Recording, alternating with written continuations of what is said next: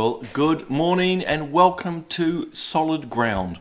Lovely to have you along. I'm Simon O'Connor for the first time viewers, and I say first time because this is going out on a couple of new channels, including my LinkedIn for the first time. So Solid Ground, political playback, straight talk, all of these shows, Daybreak, McBlogs go across an array of social media platforms. In fact, there's almost no social media platform that we're not broadcasting live to. So good morning to you all. It's lovely to have you along. Solid Ground is where I talk about the issues of the day that have caught my eye, or the issues of the last few days, political, cultural, ethical, social, and try to bring a good philosophical perspective to these, a good political perspective, a good ethical perspective itself. And look, the important thing to note, particularly for first-time viewers, is to know this is both live and you can comment here live. You have to go to Family First's Facebook page or its YouTube channel, but if you're on those, your comments will come live to me in the studio. After the shows, because I do these twice a week, after the shows I go back onto other sites and have a look as best I can to see all and everything that's happening. As I say, I'm on twice a week with this show. Bob is on Mondays, Wednesdays and Fridays, although he's currently in the United States, so he's taking a well-deserved break. But as I say, if you're on Facebook, if you're on YouTube for Family First, send in your comments and I'll see them here. And also, really importantly, if you've got questions, I don't have to talk about what I'm talking about. If you've got a question of something that's happening in New Zealand, in the political realm, in the cultural realm, if there's something you've seen in the newspapers, ask me a question and I'll do my best to answer. Because just like here, like Dean, who sent his messages through, so good morning or God morning to you. It is the day. We've got Luke here, good morning, and it is a good morning. Lovely to have Harrison. Look, lovely to have you back along. If people don't know, I know Harrison through other channels, and particularly through my wife. So lovely to have you along, Harrison. It's great to have you rejoining us. Jackie down there and Ray Teehee is a -2. Okay, well, I feel like I'm looking at my temperature at 6 degrees here in Auckland, so I'm a wimp if I'm feeling cold. Good morning to Michael. Lovely to have you along. David there in Papakura. I've always got to get that wrong. I'm one of those people who mixes up Pakuranga and Papakura all the time. We've got Lynette. How can we have a show without Lynette? Lovely to have you along. Darren, we've got good morning. Lovely to have you here. Oh, now this looks like this could be Bob, I'm thinking. What is he saying? Watching? So this is Bob, as in McCosker. He's watching from Indianapolis at the Social Conservatives Policy Conference. I don't know why I find that such a wordful, but it's 3:30 p.m. And he said, why am I late this morning? By about 30 seconds. Ranesh, good to have you along. Good morning. Rosie, hello. We've got Rodney there from... Oh, Jelena, sorry. Good morning, Jelena from Masterton. Lovely. Food Dogs Trucking, which I'm always having to be so careful with that spoonerism. Oh, we've got Dennis here from Half Moon Bay. He's on the ferry. Dennis is actually a fellow podcaster. He does one called Leadership is Changing. Make sure you check that out. And we've got Murray there from Ashburton. Lovely to have you. Look, I better stop there or I will spend the entire show saying good morning to everybody. Hey, look, a couple of very small points. And I actually want to get into a couple of the sort of heavy ethical decisions. It's actually around IVF and eugenics. So I know it's the morning, but these are heavier topics. Go and grab yourself a strong coffee. And Food Dogs Trucking. And said, I like this person's humour. I really do. Right down my alley. One of these days, I am going to get the spoonerism mixed up. I can tell you now, and I'm going to be in big trouble. Hey, you might remember last week I was talking about the fire at the Avondale Church, the Catholic Church in Avondale. They've caught the person and been charged with arson. So that's a really good step forward. But you might recall me saying at that time it was striking how it was not being referred to in any way, shape or form as a hate crime. Now, part of me is okay with that because I'd prefer not to use the epithet hate crime all the time. But what we do see, unfortunately, is an enormous amount of inconsistency. And I saw this on X last night, which I thought was quite funny, but also quite telling. Because this is my second point. Hate crime is very rarely applied, in this case, into Christian circumstances or into other groups. Even when it's been the attacks on synagogues, there's often the phrase that it might be a hate crime. But as this very simple meme puts out, if you touch a rainbow crossing, look at a flag in the wrong way, if you were to attack another group's house of worship, it would be called a hate crime within seconds. Within seconds. And so again, it's just the inconsistency of reporting that exists within our legacy media, and through, you have to say, times politicians as well. They would be ultra quick. You could imagine the Greens, if this was a Buddhist temple, or again, the rainbow crossings, which are a perfectly good example. I should add, we shouldn't be attacking any of these. Okay, that's not the way that we progress things. Attacking rainbow crossings, churches, mosques, synagogues, anything doesn't make sense to me and is not the right way forward. But I'm completely struck, hence talking about this briefly, how media, many in politics and elsewhere, very, very quick, like the Greens were with the rainbow crossings. It's a hate crime, fine these people, lock them away, increase their sentence, hateful, hateful, hateful. But you burn down a Catholic church? Nothing. Pretty much crickets in silence. And you're seeing it worse and worse in Canada, actually. We've also got, and where is it? Oh yes, this was just coming through last night and coming through this morning. And I think Bob has put out a blog on this. So if you don't subscribe to Family First, jump onto our website. Strangely enough, it's called familyfirst.nz. You can subscribe. But long and short, and it looks like this is Winston Peters to me, because the National Party, by and large, or its leadership, wouldn't be keen on this. But part of the coalition agreement is that basically guidance to facilitate transgender athletes has, as of last night, been removed from Sports New Zealand's website. So quite a significant move. Bearing in mind, I think it's only about, if I read Bob's Mick blog correctly, his emails, people go to Mick blog, it's just it's an email that he sends out most days with his thoughts, but only 18% of New Zealanders, if I read it correctly, support trans sports people in sports, particularly as you get older. So the idea that, well, you remember that Leah Thomas, remember the male who, the male who was competing in women's sports in the universities over in the United States and was winning everything. Yeah, biological men in women's sports is particularly the problem. And New Zealand's trans guidelines facilitated this. But they've just been pulled. So that is huge news. As I say, my sense is very much that this is Winston. It's very much part of, well, New Zealand First, to be fair. It was part of their coalition agreement. National doesn't like any of this stuff, as in they don't like engaging with it. They'd run for the hills. I know a number of my colleagues would support what's happening, but I don't think leadership will. But two other quick points, because this is from the New Zealand Herald, and just put it up there for you to read if you wish. But it's just striking the interference that the reporter is already running.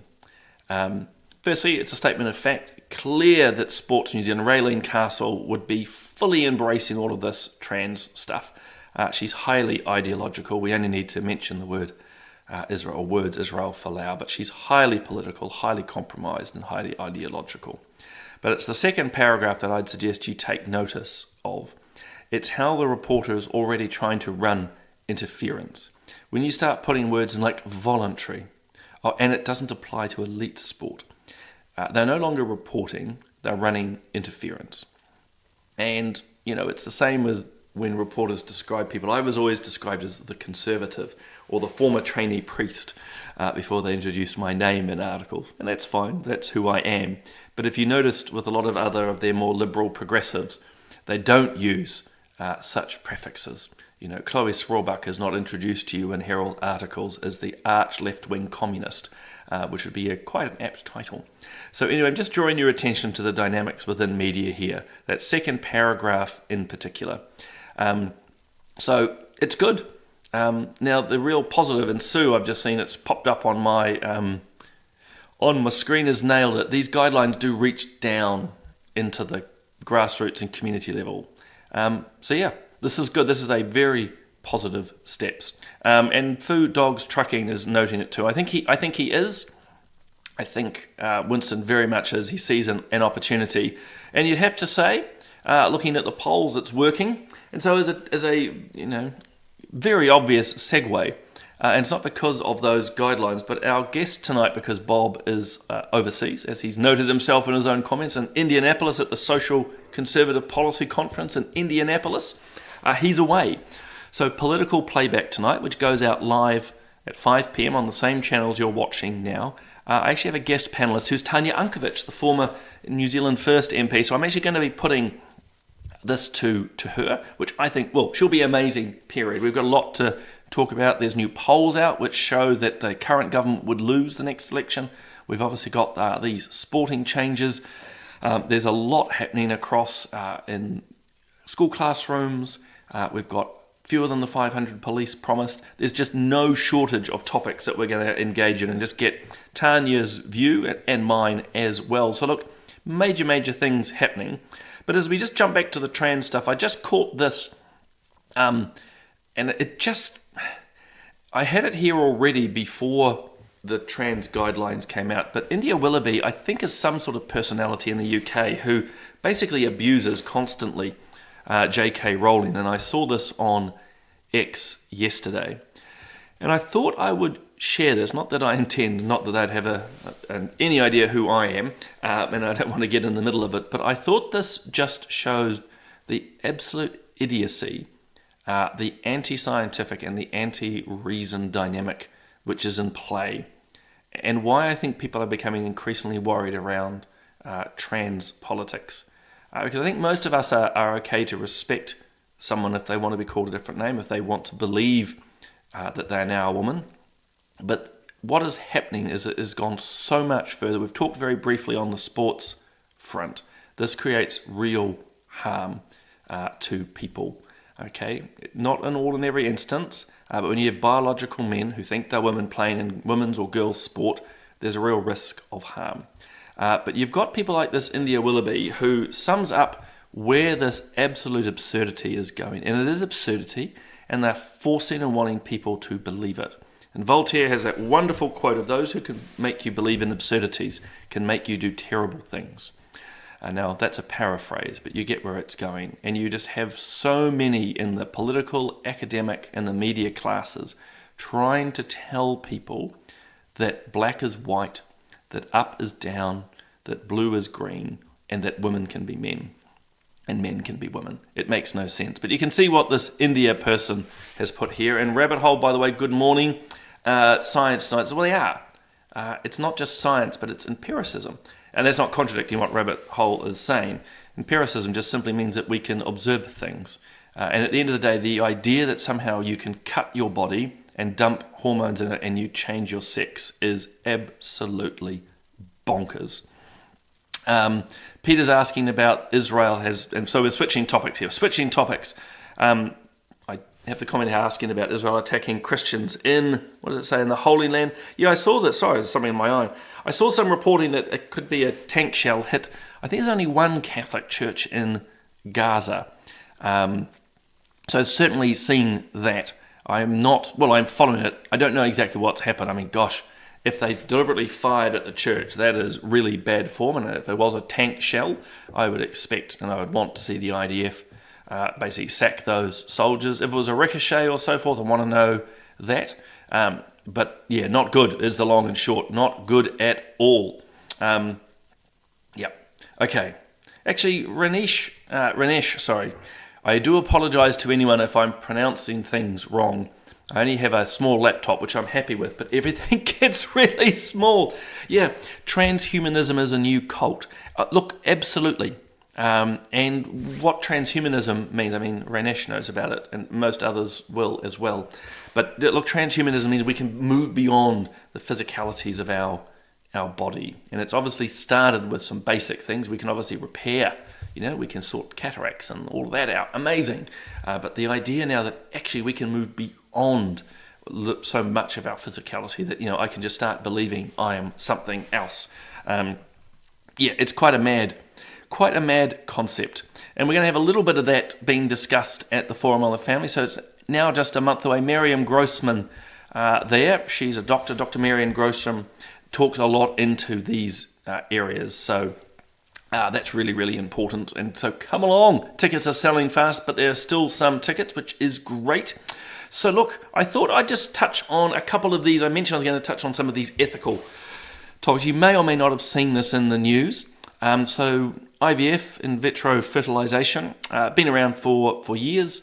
Traditionally, the man, the woman, a little bit of science, blends them together, put very simply. Now they've done it with 3 people. And so I'm still trying to get my head around it all completely, and I'm still trying to get my head around the full ethics of it, because what they've done here is, let's say the mother, I think it's the mother, or I think it's primarily if it's the mother, if the embryo or the egg has genetic problems, they will fertilize the egg, so the mum and the dad, and then they will take a good chunk of that and put that into another egg, and that becomes the embryo that is I'm trying to think of the right I know what I want to say medically, but I'm trying to think of the right words this morning. What goes on to become a child. I think at least 8, as it says there, healthy babies have been born. So in effect, 3 people are involved, 2 eggs and one father, obviously the sperm there. And it's allowing them to bypass some of the genetic problems. So on the plus side, that's fairly amazing when you think about it. I think, on that level, there's nothing particularly wrong. But I have to say, and look, this is not deep consideration. I really want to go and think about it a little bit more, but there is something a bit uncomfortable about this for at least 2 levels. One is there is a lot of discarding happening in this process. Now, there's a lot of discarding of embryos in IVF in general, but there'll be even more so in this, because one embryo is always just going to be a temporary vessel and tossed out. And I think there is a little bit of an issue there when you talk about the components of human life. The other is you can see very quickly how this dynamic becomes commercialized. At the moment, the idea of 3 is being used to facilitate the removal of genetic problems. But as we end up in this widespread dynamic of relationships, how long before there are demands that this technology is open to allow there to be 2 dads and 1 mum, 2 mums and 1 dad? You end up with some, I think, biological uncertainty, and I think trying to conform the birth of a child with the wants of the adult. And Katie Faust, who was at our conference last year and who I keep in contact with, she's an amazing speaker and thought provoker in the United States. She has an organization called Them Before Us, and her whole point being we need to put children before the needs of adults. And I think if she would look at this, and her and I haven't talked yet, but if you would look at this, she would say, look, this is the adults basically putting their needs ahead of the children. So anyway, it's interesting. I said only my early thoughts on that one, and similarly related. This is different. This is embryo screening. So we're not talking about 2 eggs and 1 dad, or 2 mums and 1 dad. We're talking about just a mum and dad, but they now have the embryos screened to try and find genetic problems. And again, you can see at the start, well, my first reaction is you can see the positives in this. No one wants a child or anyone being born into the world with a series of genetic problems. But it becomes very quickly problematic, because first and foremost, you are always making statements at that very early point about others in society. And so in this particular, I think it was a BBC article, the parents were saying, well, look, we've got this dormant gene which actually leads to child deafness. And, at one level, of course, you don't want your child born deaf. But at the same time, many of us will have friends who are deaf. And there's a sort of an implicit statement from those parents, and certainly in the reporting, that, that is a bad thing. Well, it's not an ideal thing, but it's not bad. We have so many people who are, but it doesn't matter if you're deaf, you're blind, a whole array of issues which the human body has, who live full, dignified lives. And there is an element of trying eventually to remove that from society. And so you very quickly move into the eugenical or eugenics of what is happening here. as I say, many of these technologies start with an altruistic intention.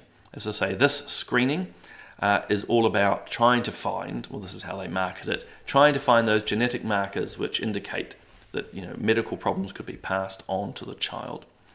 But very quickly you see how, if you will, the altruistic start becomes eugenics, because all of a sudden you go, well, I don't want a girl, I want the boy. I don't want this skin colour, I want that skin colour. I want these eyes, I don't want those coloured eyes, so on and so forth. And so the screening becomes eugenics.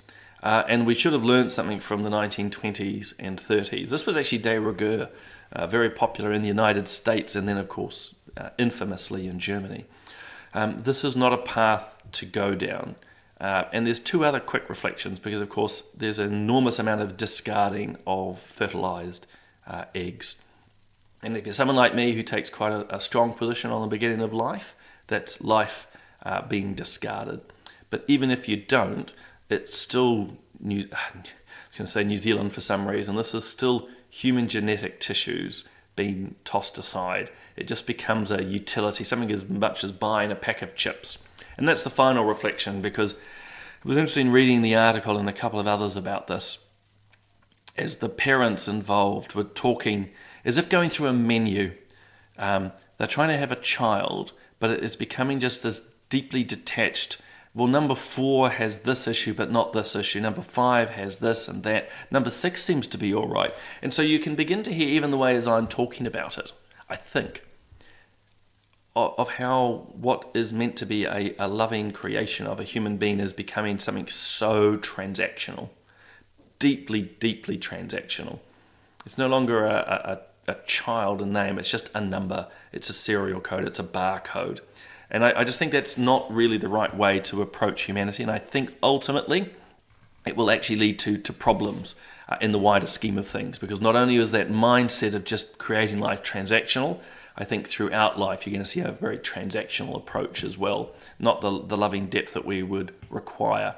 And I'm saying that in general because there'll always be exceptions. But yeah, so I've seen lots of comments flying through and I've lost track. Ranesh is saying here how there's already in Australia sex-selective abortion. Look, undoubtedly, and I'd say it's happening here in New Zealand as well. One of the things which the government, the Labour government, when it passed New Zealand's extreme abortion law, was to ensure that there was not reporting around that, so they can say, well, there's no evidence, because of course they're not collecting any. Yeah, and last point. Oh, actually, I might begin to leave it there, because otherwise we'll be going well after 8 o'clock. Look, there's a lot more we could discuss, and I will come back to it next week. So just a reminder, and by the way, thank you. Michael's Gattaca is a fantastic movie. Hard for me to explain in the time I've got left, but I agree with Michael, and I think Rabbit Hole's saying it's a New Zealand director, and I think he might be right. I can see the two main actors' faces. It's all about genetic manipulation. Absolutely fascinating dystopian film, so I would definitely recommend it. Speaking of recommending, just dropped yesterday my latest podcast, the latest Family First. It's with Alistair Rose. He's the holder of the New Zealand Bravery Star, so it's akin to the Victoria Cross, but not military. He was a police officer. In fact, he's the police officer who shot Graham Burton, if any of you know that man's name, and then saved his life. And for that, he was awarded the New Zealand Bravery Star. But he's gone on to develop an organisation called the Blue Hope Foundation, which basically is supporting police officers with PTSD, mental health issues. And even though it's the morning and a heads-up warning, he also supports suicidal cops. I think you'll be shocked if you listen to the podcast of just how much of a problem we have within our New Zealand police force in those areas. But the inspirational work that Alistair's doing. So look, an amazing podcast. He talks about his own experiences. He talks about what happened with Graham Burton as well. He's a very open guy, and it was just an absolute pleasure to talk to him. McBlog is still on. You can get that through substack.com. Just go and check out Bob's name, or of course look up McBlog. I write as well. I've just done one on the Druze community, actually. I met with some of them when I was in Israel. Another one's now been attacked in Syria by jihadists. So that's my latest Substack. And this is my latest interview on RCR with Musa Al-Ghabi. Talks about symbolic capitalism. Think about woke people and what's driving it. So a lot there, as I say. We've got political playback tonight when I find the Tanya's... We sort of look like light and dark, don't we? One looks like the devil in black and an angel in white. But Tanya and I are hosting tonight, so please come and join us there, 5 o'clock on all the social media channels. But as with Solid Ground, if you want to be heard, if you want your voices and opinions, and I can see there's a big debate going on, and I can't quite see what more comments there are. It's flying past, but I can see there's comments flying in.